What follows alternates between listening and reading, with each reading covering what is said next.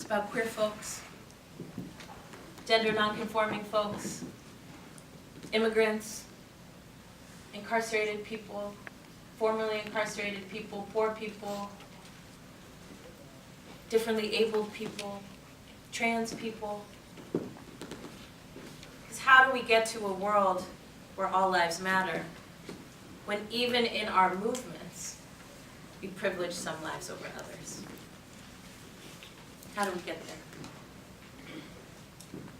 C.C. McDonald is very much something that we should be concerned about.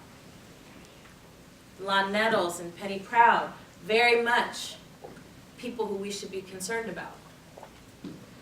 Because all those statistics about where black folks lie in the economy and in our democracy, when we look at trans folks, queer folks, and gender nonconforming folks, the numbers are much lower. They're much lower. Should we continue? She said no. I got you.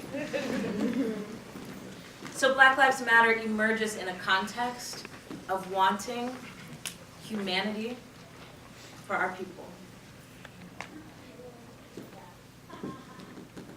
And of course, the baseline understanding of Black Lives Matter is not that your life doesn't matter.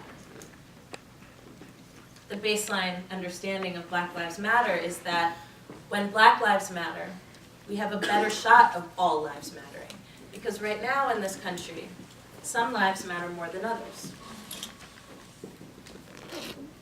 It's just the truth. I think we want to fix that. Some of us, most of us, want to fix that. Some of us don't. And we see it, right? And we turn on the television and we watch the debates, and some people are like, I don't know what you're talking about. We're good. The real issue is, and what do they say? Real issue, too many immigrants, too many regulations, too many protections, right? And too many people feeding off the system. It comes in the context of the murder of Oscar Grant, which happened just a few blocks from my house, where on New Year's Day, early morning, New Year's Day, Oscar Grant was killed on a subway platform by an officer who thought he was using his taser, but instead shot Oscar to death. Black Lives Matter comes in the context of people like Marissa Alexander, who is still under state supervision for defending herself against an abusive partner. Black Lives Matter comes in the context of cases like the New Jersey Four. There's actually more of them, but only 4 went to trial, all of whom were defending themselves against a homophobic attacker. Yeah? So for the last 10 years, what we've seen are ruptures in the consciousness of this nation.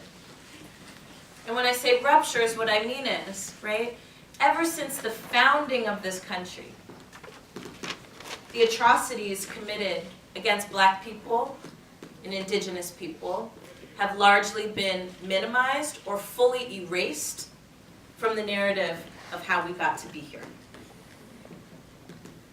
Yeah? Yeah.